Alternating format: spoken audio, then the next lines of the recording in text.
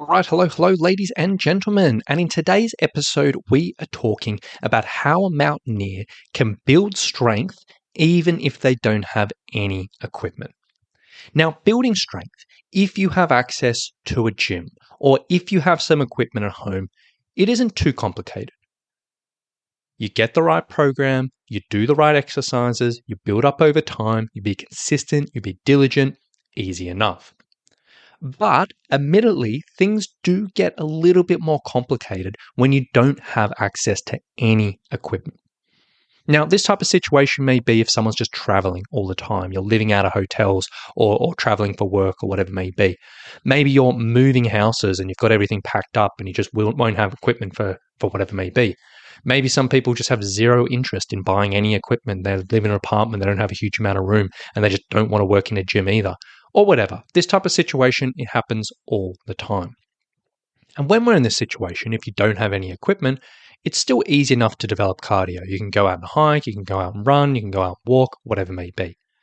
And many people in these situations, they will still keep up with some type of strength training, whether it's at home or outdoors or whatever it may be.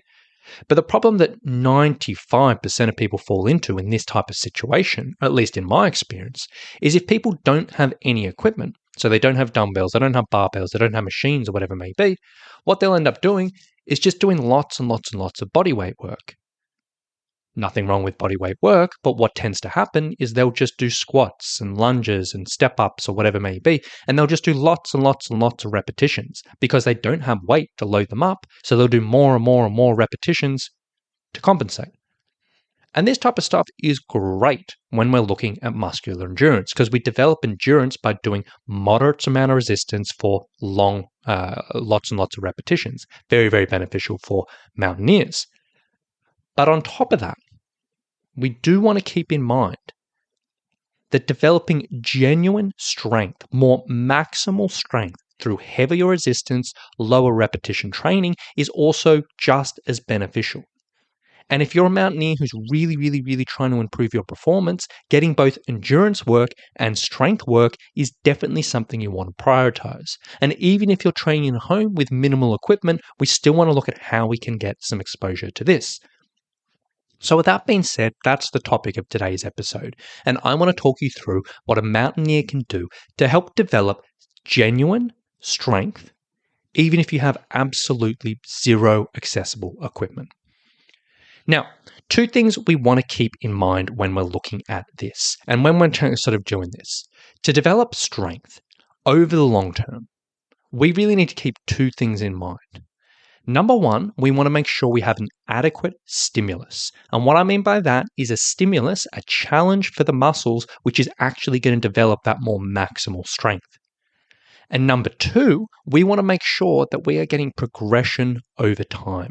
Meaning, as with any type of strength training and any type of training, we can't just do the same thing over and over and over. We need to give the body regular challenge to keep it moving forward and keep things going forward. Now, if you're working out of a gym, that's pretty simple. You just pick up a heavy weight, do that weight, go up and increase and increase and increase. Obviously at home, a little bit trickier. So, with that being said, let's talk about stimulus. Typically, as a general rule of thumb, to really get a good strength exposure, we want to be finding a resistance of an exercise. So let's just say a squat as an example, where you have a resistance, where you can do about maybe 4 to 8 repetitions at a time before you need a rest. Like, yes, for people who are a little bit newer to stuff, if you're doing 10 or 12 repetitions, you can see some strength development, but typically we want to be on that more heavier side to really see the best improvements. So if you're in the situation where you don't have any equipment, you don't have any barbells, dumbbells, or whatever it may be, getting that stimulus can be a little bit tricky. So let's talk through a few simple ideas around this. Now, first of all, we do want some way we can load things up. We do want some way we can add a little bit of resistance. For a mountaineer, the easiest option here is if you don't have dumbbells, don't have barbells, using a backpack. Most mountaineers, I would hope, have some type of pack lying around, whether it's a day pack for hiking, whether it's a big full pack for expeditions, or whatever it may be. You can get a lot of weight loaded in these. And yes, they are a little bit more awkward than dumbbells. Yes, they are a little bit more awkward than barbells, but they can work. And admittedly, loading up your pack can be a little bit fiddly. You may have to get a bunch of water bottles or a bunch of bags of dog food or rice or whatever it may be, but it can be an option. So first of all, that is what we're going to be using to load things up. Very, very, very simple. Second of all, what we want to think about is when we're using our pack, we want to leverage unilateral exercises. And what I mean by unilateral is doing one leg or one arm at a time. Because a lot of people will think, okay, you know what? I've got a pack. I can load that up quite heavy. And then they'll go do a squat or they'll do a deadlift or whatever it may be. But the tricky thing is, even if you load your pack absolutely to the maximum, and say you've got 20, 25 kilos in a backpack and you're squatting with that, that can be a challenge, but for most people, it's probably not going to be enough as a strength stimulus. Because you think if you went into a gym and you held a dumbbell, if you held 20 kilos in the dumbbell, yeah, that may be challenging, but is that as heavy as you can do? Or a lot of people, maybe not. If you're used to squatting with a barbell, the bar itself typically weighs 20 kilos. If you're wearing that in your pack, a little bit tricky. So even though it does feel like a challenge, because it can be a little awkward when you've got a pack on or whatever it may be, for most people, double-legged exercises or bilateral exercises not going to be enough of a strength stimulus. So we typically want to leverage unilateral exercises. Now for the legs, this can be really good because we're on one leg at a time. We've got to move our torso. It makes things significantly, significantly harder. So, a few great options here. If you're looking at an exercise for your quads, typically what I'll get people doing is like pistol squat variations. And when I say variation, there's so many different options here. You could do a box pistol squat, so just pistol squatting up and down from a chair. You could do an assisted pistol squat where you're doing a full pistol squat but holding onto a door frame. You could do a full pistol squat. You could wear a pack, whatever it may be. Bunch of different options. Or if you didn't like pistol squats, you could do split squats. Split squats aren't a true unilateral exercise, but they're close enough. Split squats going up and down, Bulgarian split squats, one leg up on a chair going up and down, bunch of different options there. So the flip side on the hamstrings and the glutes, two ones I typically like, a single-legged glute bridge variation. So one leg lying on the ground, one leg pushing your hips up, different variations of that. You can do a foot elevator one. So you pop your leg up on a chair or a couch and you've got a bit of a different angle. You could do a hip thrust. So you've got your torso or your shoulders up on a chair or a couch and we're doing glute bridges or whatever it may be. All of those, very challenging, very good. Or single-legged deadlift variations. And there's a bunch of different variations you can do that. All of those, if we've looked at doing a split squat or a pistol squat or a single-legged glute bridge or a single-legged deadlift with a loaded up pack, that gets us pretty close to a strength stimulus for a lot of people. And that can work pretty well. Now, when you're looking at upper body exercises, this doesn't tend to be quite as effective, can be a little bit tricky because you're obviously not moving your body weight with the upper body stuff.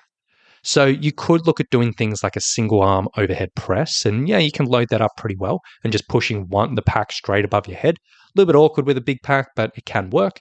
You can do like a single arm row if you're looking at pulling exercise. Admittedly that can, you can go relatively, lift a lot of weight with that. So that may not be enough, but you got to get as close as you can go. So that's number 2, leverage that unilateral stuff. Number 3, we can also leverage eccentrics and pauses.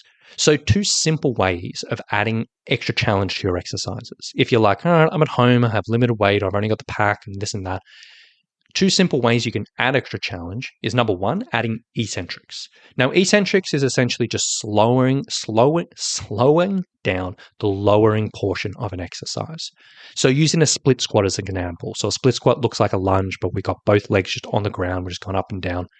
Slowing the lowering could be when you're going all the way down each rep, you aim for like 4 seconds. So instead of going up, down, up, down, up, down, you go 1, 2, 3, 4 on the way down, 1 second up. 1, 2, 3, 4 on the way down, 1 second up. Whenever we slow up the lowering portion of an exercise or slower the eccentric portion, it makes things significantly harder. So this can be a really good option of just adding extra challenge. Now, we typically don't want to get too carried away with this. We don't want to get to the point where we're doing 6 and 7 and 8 and 9 seconds on the way down, because again, that can very easily turn into just an endurance exercise. But typically looking at like 4 seconds lowering for things can be pretty good. On top of that, adding pauses can also be a really nice way of just adding extra challenge, both by accumulating time in like the hardest positions of exercises, so the positions that are most challenging, and also taking out momentum. A lot of people with exercises, when we do it really quickly, we kind of just shoot around. We use a lot of momentum. We kind of bounce around and it makes it a lot easier. But adding pauses can take out that momentum. So using that split squat example, you may say, okay, at the bottom of each movement, each rep, I'm going to pause for 1 to 2 seconds with the knee just above the ground. It's not a rest, it's a pause.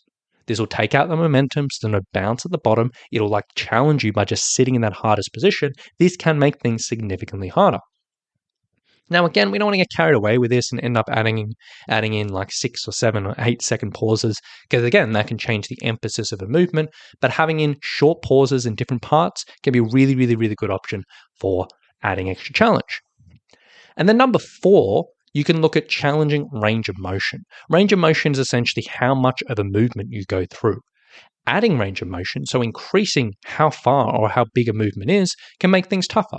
It exposes the body to certain areas where it may be not super strong. It can add extra challenge, can be a really, really nice way of making things harder. In that split squat example, we could do something that's called a deficit split squat. So maybe you're like, hey, I'm doing the split squat, it's a little bit too easy for me. Then maybe what I'll do is I'm going to put my front foot and my back foot up on like a raise. So like on a couple of books or on like, I don't know, whatever you have lying around, but something just raised off the floor. And then what's going to happen is as I come down, my knee actually will take a little bit further to get down to the floor because my feet are raised. So that adds some range of motion, adds some challenge. Or maybe an easy way to visualize this, because that one, you may not be familiar with, is a pistol squat. A pistol squat, we may start doing a box pistol squat. So essentially you're got a chair behind you, you're on one leg, and you literally just come down to the chair, sit down with one leg, stand up. That could be the starting position. To add extra range of motion, you could use a slightly lower chair. So you add an inch or two. So you go lower, and then you go lower, and then you go lower, and then eventually you could end up completely, arse to grass, as they say, all the way down, adding those bits and pieces in. Now, all of these options, when you are training with minimal equipment, you can play around with these things to add that extra challenge. So when we're chasing that right resistance, as we said, trying to find that that challenge, which will give you the 4 to 8 repetitions where you can't really do any more after this, where we can get that genuine strength stimulus, you can use a combination of these things to kind of find what's right for you. So if you started with that split squat and you were set to say, hey, I'm doing a bodyweight split squat, it's too easy, put a pack on your back, load that up. If that's still too easy and you're like, I can't do any more, then slow down the eccentric. If that's still too easy, add that pause. If that's too easy, add the range of motion, and keep on playing around and dialing around with that until you get the right resistance. On top of that, the next thing, as we sort of said before, is we want to be aware of progression. Because it's very, very easy to fall into a trap when we're doing stuff without equipment. Because in the gym, progression, we can say, I'm just going to do a bit more weight, bit more weight, bit more weight, super simple. When we have minimal equipment, we may get to the point where we're like, hey, we've got the pack and we've just loaded up to the max. And we built, but now I'm here, I'm just going to maintain it. Or maybe it's just like, oh my gosh, it's such a pain putting in more weight or finding more weight, and I just can't do this, or whatever. We need to keep progression in mind and not fall into the trap of just doing the same thing over and over and over. So what I would recommend, and the way to approach this to get that progression and keep us improving, is essentially when you're choosing your exercises. Choose one exercise, do it for 4 to 8 weeks, however long you can last before getting bored, and each week make this a little bit harder. So add some extra weight, add some extra range of motion, add some eccentric, any of those options. After 4 to 8 weeks, depending on however long you want to do, or if you feel like, you've just topped out and you can't make this any tougher, then what you want to do is take that exercise and either find a slightly different variation of that exercise, which is harder, or basically just change that to a different exercise which works a similar muscle group.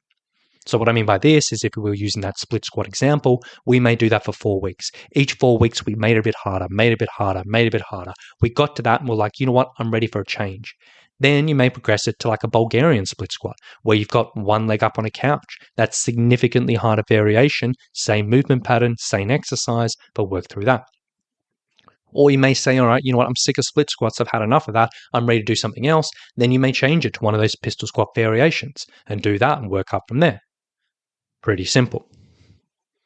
Now, when it comes down to this type of situation, even if you are training without equipment, and I'm talking about strength here because this is something that people tend to miss over. Even though I'm talking about this, I'm not saying you have to do all of your strength training at this type of resistance and this type of difficulty.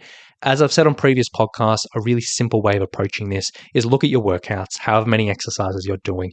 Just do half of your workout as that strength, that heavier, more challenging stuff, and half of the endurance stuff. So half of the endurance stuff, just do that high repetition stuff. Get that burn or whatever it may be.